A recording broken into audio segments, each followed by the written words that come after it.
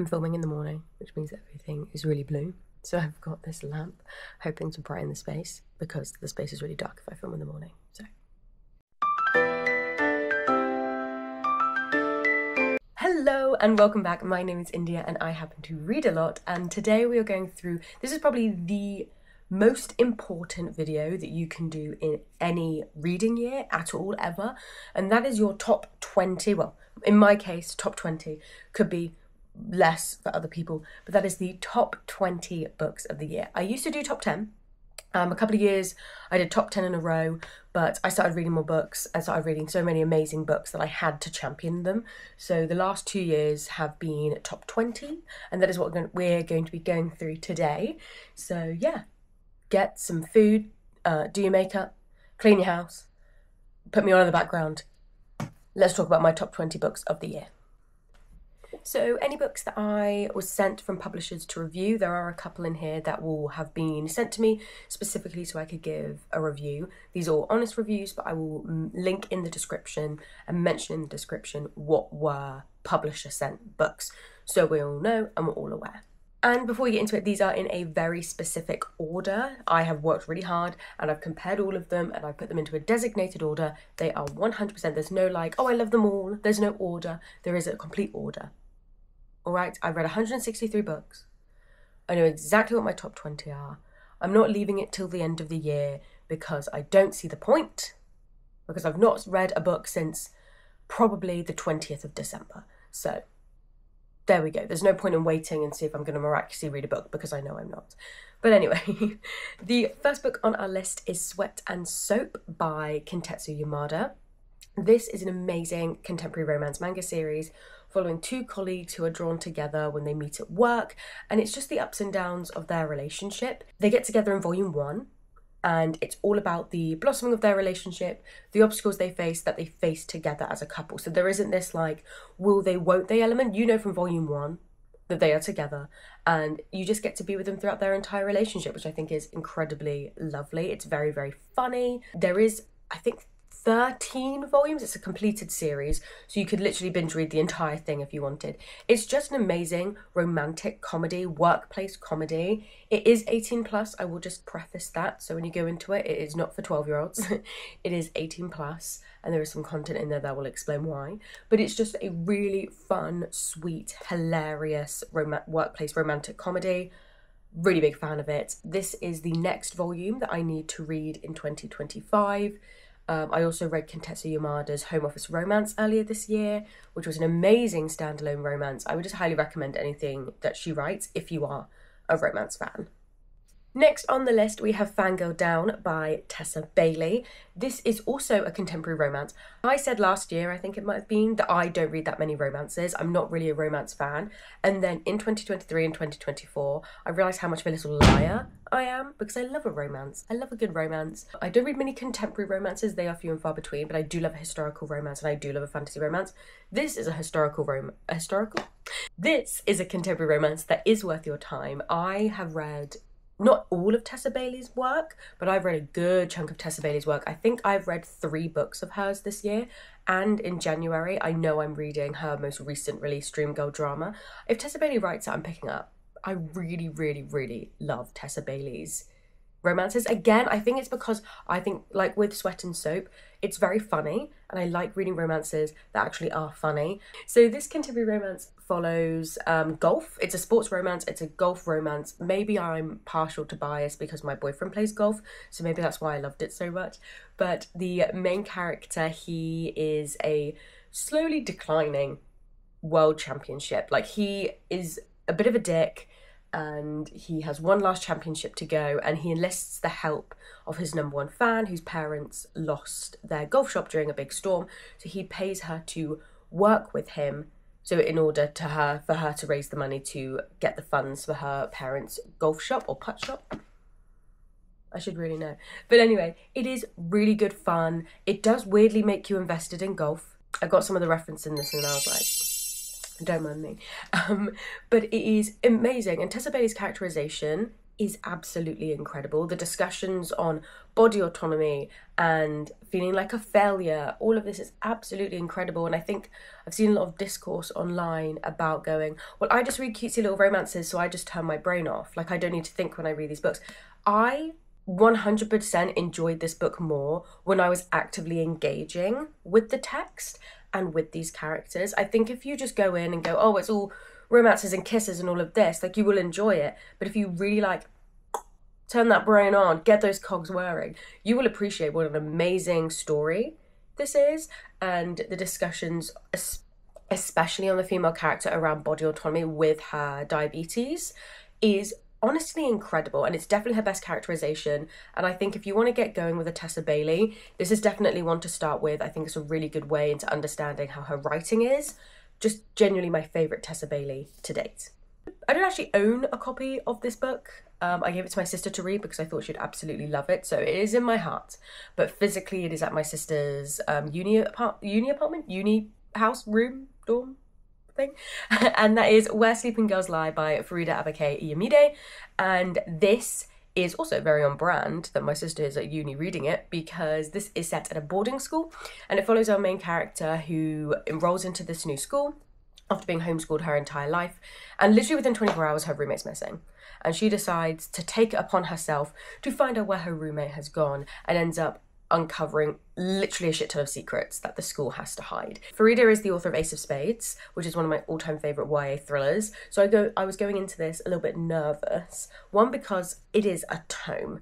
It is 500 pages. And I was worried going into it that maybe I wouldn't love it as much as I loved Ace of Spades. But oh my god, this was amazing. It was so good. I mean, something that Farida's really good at is writing realistic and interesting characters, because not only is this a thriller, it's also like a slice of life academia book. And normally when I read books that are set in schools, I'm kind of like, oh, okay, cool, yeah, ups and downs, who likes who, da da da da da, get to the fantasy bit, or get to the thriller, get to anything like that. And instead I found myself really enjoying the mundane domesticity of the like school setting and the characters and the will they won't they and who likes who. I loved all of it alongside a really, really engaging thriller. And because it was 500 pages, I was like, oh my god, this is going to take forever to read. I flew through it. I think Farida does an amazing job with her pacing.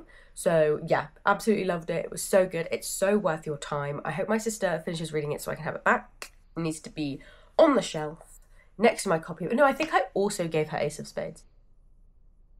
Next up is The Last Murder at the End of the World by Stuart Turton. Stuart Turton is an incredible crime writer, specifically because every book that he brings out is a completely different genre. So not only is he writing the complexities of a complex murder mystery and all the things that come into writing murder mysteries, he's also tackling a new genre every time he brings a book out. So the first one is your classic 1920s manor house murder.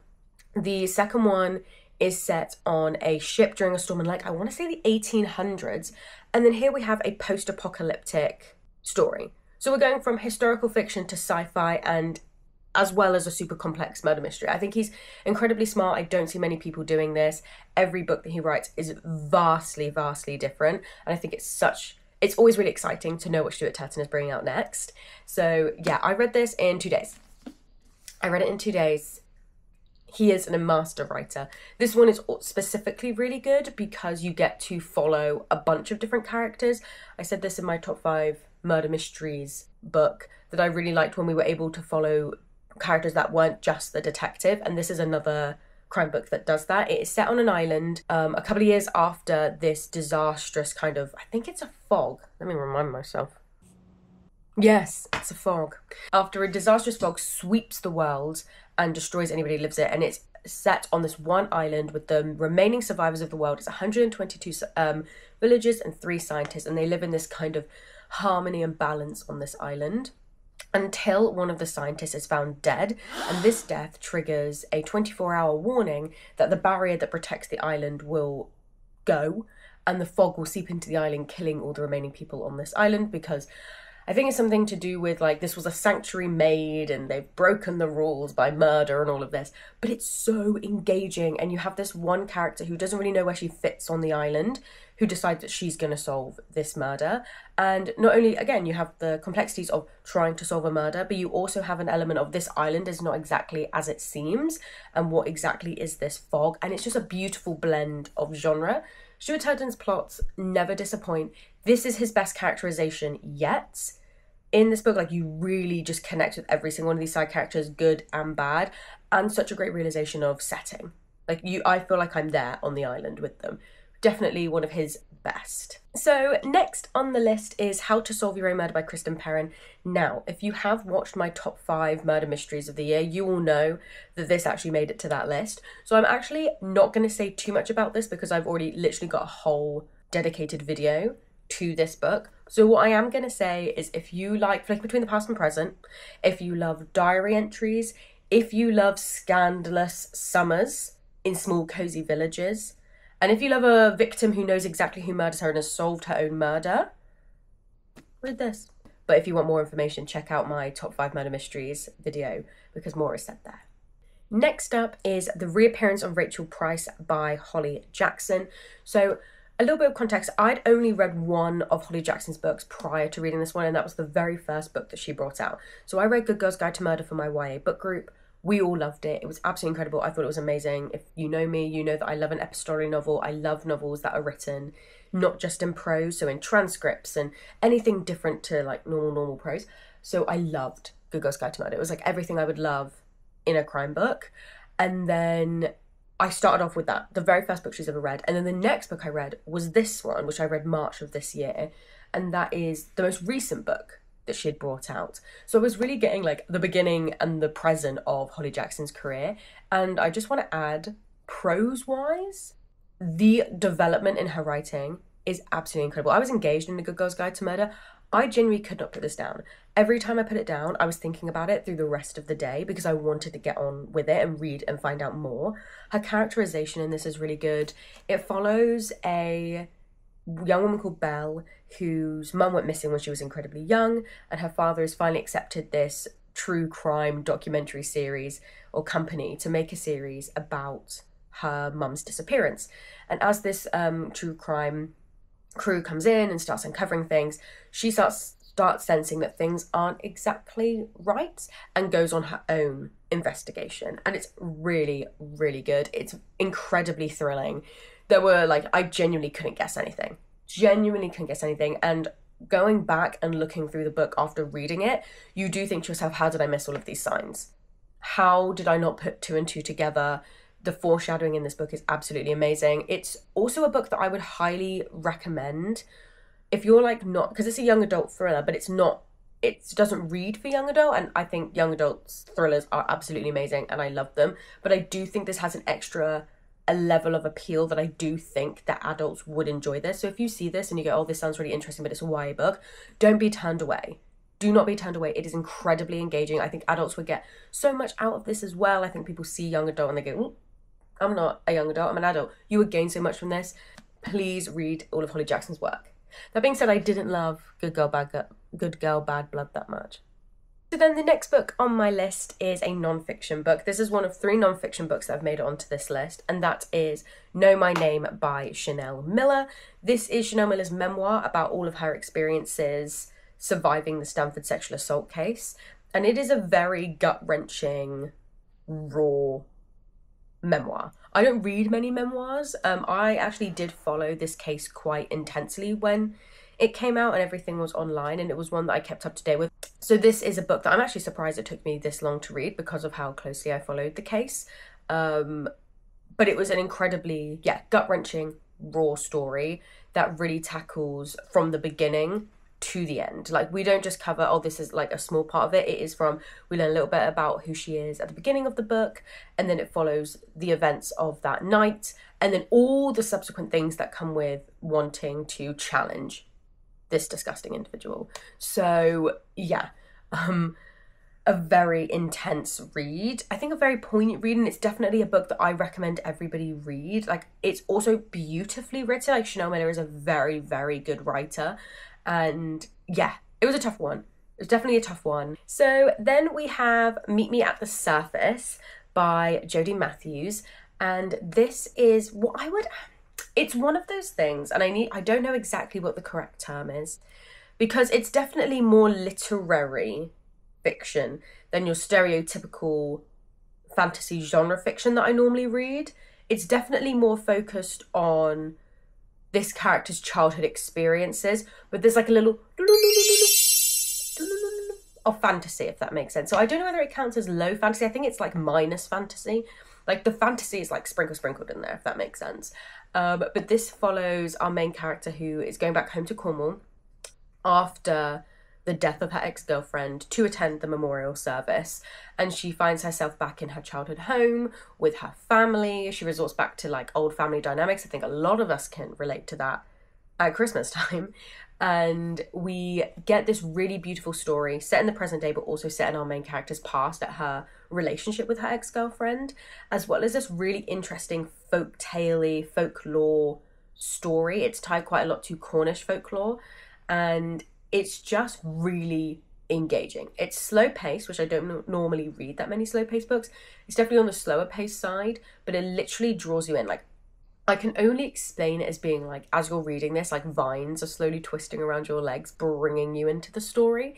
It is so poetic. It is so beautiful. You do get to the last couple of chapters and you're like flicking through it as quickly as you can, because you're like, oh my God, I know where this is going. Okay, I need to know if I'm right. Is my theory correct? Really great use of characterization, really interesting look at specific relationship dynamics. I wouldn't say our main character and her girlfriend had the most easy of relationships. It's a very complicated dynamic, but it is incredibly interesting. So yes, I would highly recommend Mimi at the Surface, especially if you love folktale, folklore, queer stories.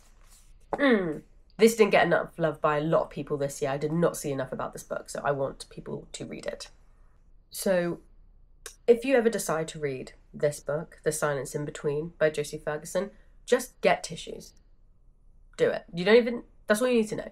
Like a big box of tissues, because I was sobbing on my train back from work while reading the end of this book. So like just some tissues, just next to you in your bag, or a big box on the side even if you're on the train. Just like, I'm pre-warning you with this one. The Silence in Between, this is actually a different cover. They changed the cover randomly. But this is a historical fiction story about two women, a mother and a daughter. The mother's story is set during World War II, and then her daughter's story is set during the raising of the Berlin Wall, as she makes a decision to creep into, I think it's East Berlin. No, as she leaves East Berlin to get into West Berlin to save her brother, who has been left in a hospital overnight. And once that wall's gone up and they can't reach her brother, so she escapes and gets herself into the hospital to try and bring him back home. It's just kind of all the things that Berlin has gone through during those times, and it's all about complicated mother-daughter relationships. It's about choices that humans make under really scary and terrifying circumstances, the regrets with some of these choices, the complications of like the human experience and love and relationships during wartime and during time of terror. It's incredibly, like, if you want a good sob, it's a cathartic way to get that cry out, but it is incredibly intense. It is really, really intense, and I really enjoyed it. I think over the last couple of years, I've been someone that says, oh, I don't read character-focused books. I'm like a plot girly through and through. And I will choose a plot-focused book more than like a character-focused story. But this year has been the year where I've actually come to realise I really enjoy character-focused stories. This is one where the plot's interesting, but it's the characters that really push the narrative forward. It isn't just like the plot dragging the characters along. It's actually the other way around. And it's incredibly good. It's incredibly, incredibly good. Then we have another historical fiction, and this is North Woods by Daniel Mason. So I read this, I can't remember when I read it. I read it earlier this year, I can tell you when. It's actually going to be a book group pick for one of my friends' book groups. They like to pick a lot of books in advance, so people have enough time to read everything. And this is one of the picks, which is also really good because it means I don't have to reread it. I mean, I would reread it, but sometimes I like reading like books being picked for book groups where I'm like, I've read it, I can talk about it. I don't need to read a whole new book and add another book to my TBR. But this is really, really interesting. So as I've mentioned before, I love a good epistolary novel. And this book is set over 300 years of American history, but specifically following this one plot of land in America. So it's not the country as a whole, it's just how history affects this one plot of land. And you meet a myriad of interesting characters that are not deeply connected. The only thing that connects all these characters is this one plot of land, and it's incredibly interesting. It is told through prose and poems and photographs and transcripts. It's incredibly engaging. Also, the chapters are quite short in the grand scheme of things, and before you get to the point where you're like, oh, okay, like I've seen this character quite a lot, you then change to a new character. It is really interesting. Like, the big theme on this is change and curiosity and the love for humanity, and it's really interesting. The story that was my favourite was the artist story, and that is all I will say.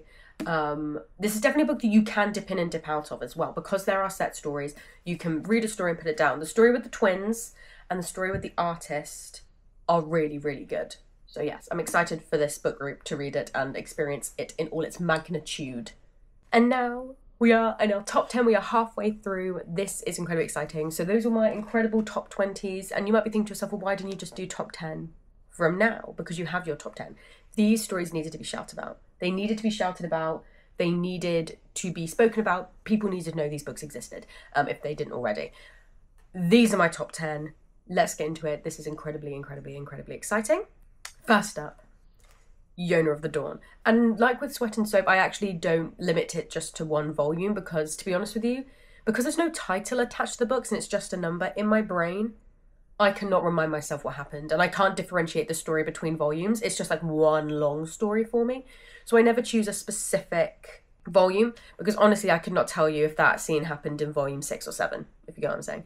So this is volume 6. This is the next volume I need to read in 2025, and this is going to represent the whole series of Yona of the Dawn. I had heard so much about this. While Sweat and Soap is a really fun contemporary romance manga, this is a political fantasy with some romance in there as well. It follows Yona, whose father is murdered in a coup for the throne, and as the princess and the next heir after he dies, she has to run away for her own safety and, you know, bolster up. At this point in time, I don't think she really understands what she's going to do next, but the whole point is obviously she is going to take back her kingdom. And if you like to see slow burn character growth, and if you like to see and plot a character's growth from like slightly spoiled, meek, isolated princess into what will hopefully by the end of the series be a queen, oh my god, read this. It is so good. It's definitely like heavy on the politics. There is fantasy that is creeping its way more and more into the series. I was told it was like a political fantasy, and I was like, I'm not really getting the fantasy, and I was told fantasy. And then like I think it might have been volume 3 or end of volume 2, and then the fantasy hits you in the face and you're like, oh my god. And when that moment happened, I was like, oh, I'm buckled in. The romance in this is really good. You've got a bodyguard princess vibe going, but what I also respect about Yona is she's incredibly kind and incredibly beautiful, so everyone falls in love with her, which is incredibly entertaining. Really, really good, great art style, really interesting side characters, really interesting world building. We're only in volume 6. This is a series that goes on, it's finishing very, very soon, and I think it might be finishing with volume 50. So this is a long going series that is slowly coming to an end. Like, it has been confirmed that it's ending, and it's a slow series which you will be able to like meet this vast world. And I just love these two right here. These two right here. I love them, Your Honor. But if you are a slow burn romance fan, this is going to be a slow burn romance.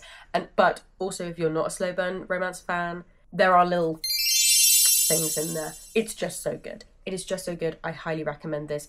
This is also a really good starter manga series for me. I think if you want to get into kind of fantasy, bit of romance, like if you're a romantasy fan, I actually think you'd really, really enjoy this. It's a little bit more fantasy than romance, but it's in it and it's really enjoyable and it's really fun and funny, and I think everybody should read this.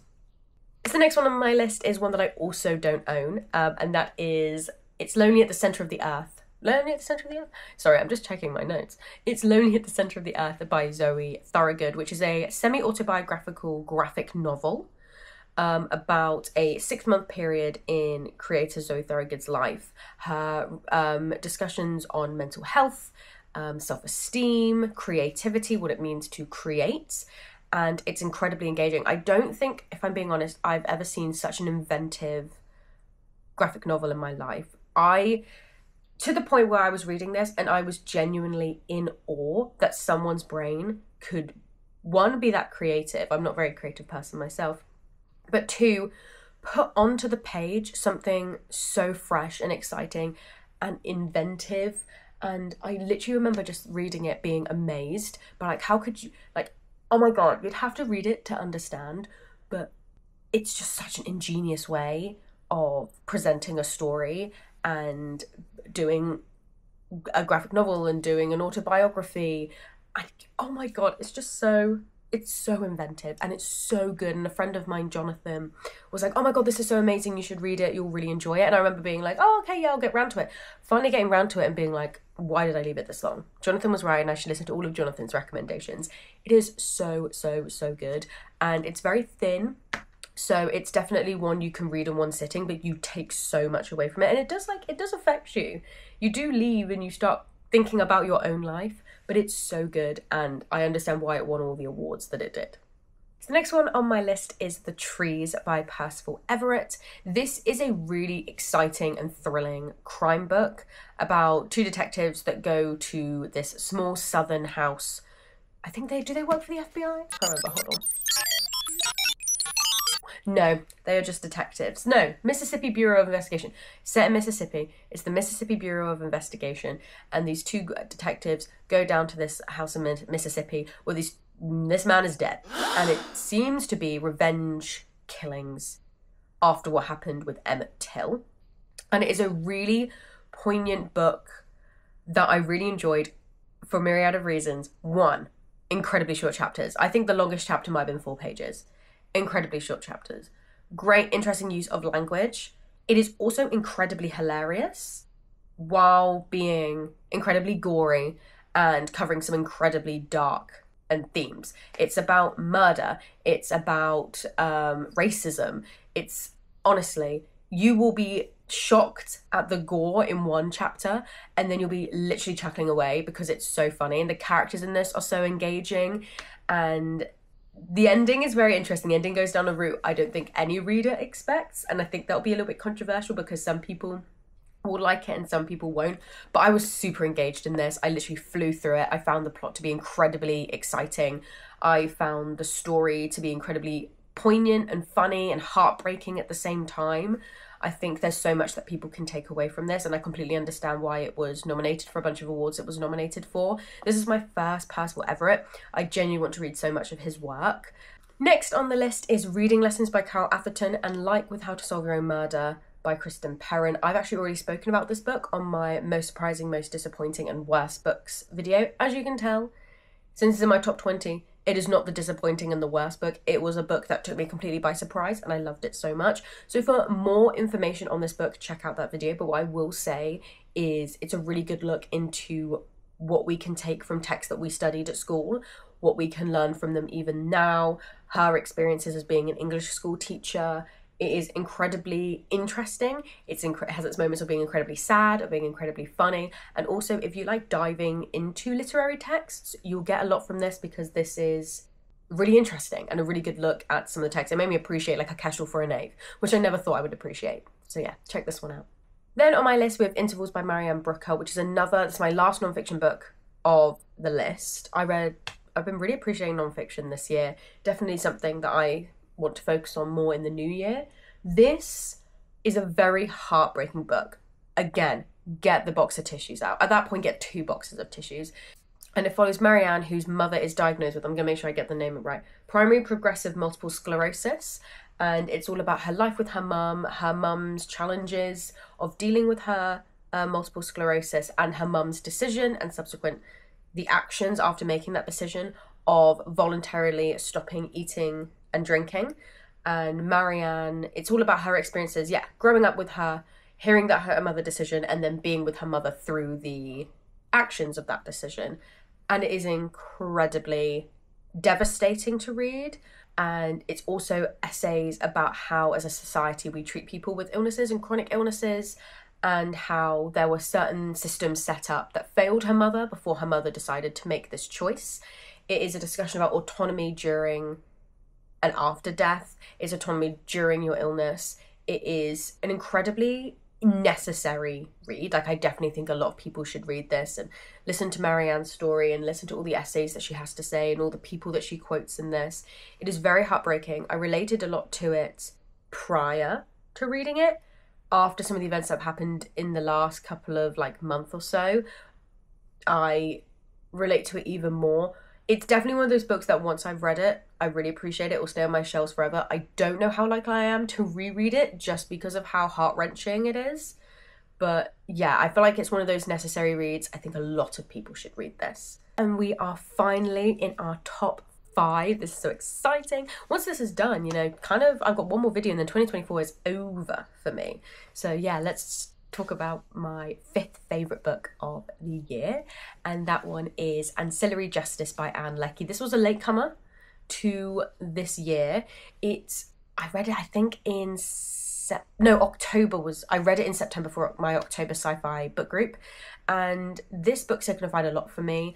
I realised I missed out on reading books that made my brain work. I actively engage in text, like I spoke about Fangirl Down. I really put my all when I read books, but I missed reading books that really made me think, that really got the cogs in my brain turning. And Ancillary Justice was throwing me into the flames of thinking, because it is an intense, slightly complicated sci-fi book with a robot and ships that all have identities, but I can't understand. When we went to the book group, I had the members of my book group explain to me, because I thought I had a grasp of it. Turns out I didn't. That was embarrassing. But it is very complicated, but it is so good. It is so good. I've really been liking this year books that are set during the past and the present of characters' lives, it just seems. But it's set during the present and the past of one robot's life as they go on a mission of vengeance. And the past will obviously give you the backstory that you need, but the present is just as exhilarating. I would say I preferred the scenes in the past. I'm always a past girly over a present girly. But yeah, it's just so good. My brain, the use of gender specifically in this book is incredibly interesting. It's a little bit hard to explain, but it's where the robot comes from, they don't really see gender. And then when they try to put gender to people and species who do use gender, they mess it up all the time. So it's a really interesting look about what gender is like in sci-fi, in space and in science fiction. So it's really, really good. It is a tale of politics and revenge and trying to find humanity in a situation where there is barely any humanity. And it's really, really good. And you kind of get to the point where you've understanding what's happening in the present, but the events in the past haven't happened yet. So you're reading it with dread more and more because you've put 2 and 2 together because you have the present. But it's so good, and I really can't wait to read the rest of the series. But it's definitely one, if you want to get your brain working again, or you want to challenge yourself to read more complicated books with world building that's a little bit more complicated, those first 100 pages, I'd recommend that. Then we have Before the Fact by Frances Iles, which is an incredible classic psychological thriller. This originally came out in 1932 and came out this year as a way to, the British Library do this all the time. They try to bring back and republish lesser known crime books as a way to bring them back out to modern readers. And this originally came out in 1932, and it follows, what is her name? I've forgotten her name, but it follows our main female character who feels that she's missing something in life. All of her friends are getting married and having babies, and she's still, doesn't even have a relationship, let alone a marriage or a baby or a house or anything like that. She still lives with her parents. And one day she meets this very interesting man, and it's a whirlwind romance. They get married, and she starts slowly to think to herself that she thinks that her husband is a murderer and that he has murdered someone close to them, and ends up becoming this kind of... It's hard to explain, because what makes this so good is you are just as unsure as this main character is. For it to have come out in 1932, we can still, a lot of the themes, a lot of the messaging, a lot of the complicated character dynamics you gain from this book, you can still feel them, and you can still see that happening in 2024. It is a very timeless book. While the language and the setting is obviously 1930s. What it's trying to do and what it's trying to tell you is a very timeless story. And it's so good and it's so gripping, and you are literally on the edge of your seat for the entire book. But there's also an element of, can't believe that you're at this point and the main character is dealing with all of this, but you've been with her from the very beginning, so you can also completely understand how she's gotten to this point. It is genuinely a masterpiece in psychological writing. I would highly, highly, highly recommend this. This was also turned into the movie Suspicion by Alfred Hitchcock. So it was obviously known for a really, really long time. And then it's a shame that it kind of just filtered out of the literary knowledge. Anyway, I would highly, highly, highly recommend this. And this book here, Strange the Dreamer, is my favourite fantasy book of the entire year. This is a book that has been on my Goodreads shelf as want to read for, I want to say, like 6 years. And then I think I've owned it for 4. And last year I'd set it up, I'd chosen it for my TBR. I was ready to go. I was prepared. I was like, this is it. This is the book that I am going to be reading. And then I never read it. And it was chosen for the very first sci-fi fantasy book group. And I was so grateful that it was chosen, because I was like, I've been needing to read this for genuinely 6 years, and I just haven't. And we got around to reading it, and it was amazing. It was incredible. It was the best fantasy book I've read all year. It was absolutely incredible. Again, this is another book that made me kind of realise, what do I want to read in 2025? And I want to go back to reading my chunky epic fantasies, my complicated fantasies. It's just so good. It did give me a very, like, if you're a fan of Brandon Sanderson, I think you'll get a lot from this. It's such an inventive magic system, such an inventive world and world building, really interesting characters. It did give me like very, I couldn't necessarily pinpoint, maybe like slightly Elantris vibes, but it's so good. It's so, so, so good. So it follows Laszlo, our main character, who since he was 5 has been obsessed with the city of Weep. He wants to see it. He wants to explore it. He's been studying it his entire life. And then one day, out of nowhere, fate beckons him, and he's given the opportunity to go to the city of Weep and help Weep, because Weep is in trouble. That is genuinely all I can give you. Like, do not go into this expecting anything else. The most amazing and inventive magic system. Such interesting character dynamics. Yeah, just, I genuinely can't begin to explain to you how much I loved it, but also how much I need people to make this a big thing. Like, if TikTok is gonna big up a fantasy book, big up this one. You know, use the magic that we have given authors like Colleen Hoover and Sarah J. Maas, and take it from them and give it to Laini Taylor. And then we move on to my second place one, which until November of this year, Babylonia by Costanza Casati was my top book of the year. Until November of this year, I knew instantly. I was like, I love this. This was so good. This is going to be my top book of 2024. And then, I'm sorry, to Babylonia. It's still incredible, still worth everybody's time, obviously. But it just missed out on that top spot. Babylonia is the retelling of, not necessarily a retelling, it's just telling you again the story of the only female ruler of the Assyrian Empire, Semiramis, I believe it's how you pronounce the name. My colleague who studied ancient history did tell me the name, and now it's completely gone. But yes, it follows her rise to power and everything that she does to get into power. It is, if you love the politics of some like epic fantasy books, like, you will love this. If you like Greek mythology retellings, this is doing something fresh and exciting that isn't Greek mythology, but I think you would gain a lot from it. I was so happy to read this book because I was getting Greek mythology oversaturation? Is that the right thing to say? I don't know. But I was kind of getting bored of Greek mythology retellings. I feel like I'd seen them all. So when I was given this, and knowing that the author had read Clytemnestra, I was a bit like, oh, is this for me? But my friend Shannon just wouldn't shut up about it. So I read it and I fell in love. It is so good. This is a book I would read again. This is also an author now that I will check out every single thing that she reads, even though I'm very much like, no more Greek mythology books. I don't want to read anymore. I am now very inclined to pick up her first book because I loved her writing. I think her female character is so good. You love her, but do you like her? Is the question. And that's what I think makes her such an interesting character is because you can't help, and you understand all the side characters' like interest in her because you can't help but being enamored by her and being enthralled by her, but you don't necessarily like her. It is an incredible, just incredible political book. The male characters that are directly connected to her are incredibly interesting. It does feel like Game of Thrones political vibe. So if you love Game of Thrones for its politics, you will 100% love this. It feels like with that epic scope.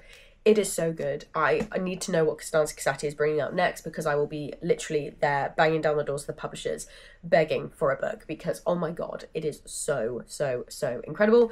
And yeah, it was nearly my winner. But if you have watched my top 5 murder mysteries of the year, you will know what has won. And finally, the book in the #1 spot, a shock to probably no one this year, is Everyone in My Family Has Killed Someone. But it's not Everyone in My Family Has Killed Someone. It is actually the entire series. Because yes, I'm choosing an entire series as my favourite book of the year. I don't care what you say.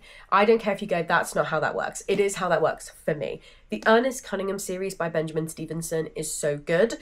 I, again, have spoken about this in my top 5 murder mysteries of the year.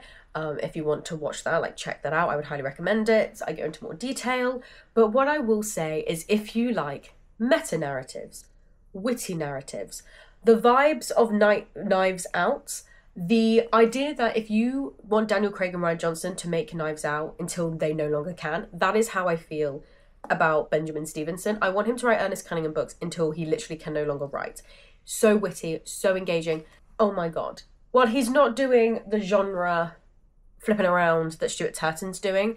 He's being very meta with it. He is taking the tropes and all of the stereotypes that come with murder mystery writing and the books in general, flipping it on its head and engaging with you head on. It's so ingenious. If you like writing and the pillars, the core pillars of writing and what writing is and the structures of writing and the publishing industry, you will find this incredibly entertaining. Not only is the plot really good, it also makes me think of like The Gentleman.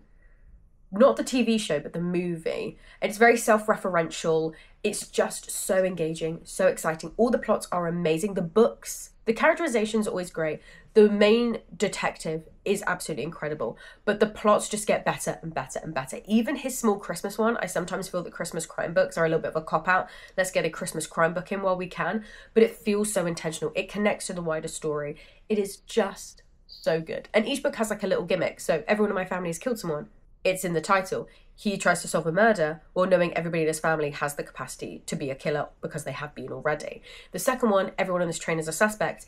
The whole vibe is, not only is it a locked room mystery, more or less, because they're on a train, but every single person on that train is connected to the publishing industry. Probably why that one was my favourite. But the third one gives you 24 chapters and 24 clues, and it gives you everything and lays it all out for you on the table, and you have to solve it.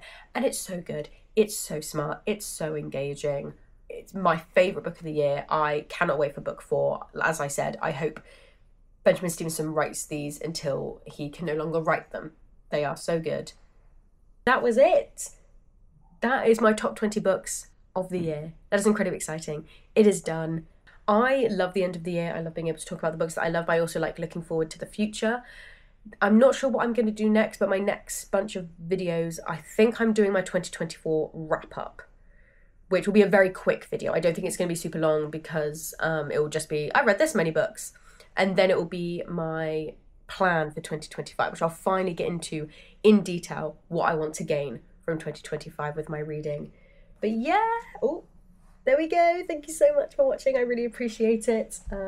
Let me know what your favourite books of the year were. And if you've read any of these, and hopefully you like them, please don't tell me you hate them, because I literally just said I like them. Thank you so much. Bye-bye.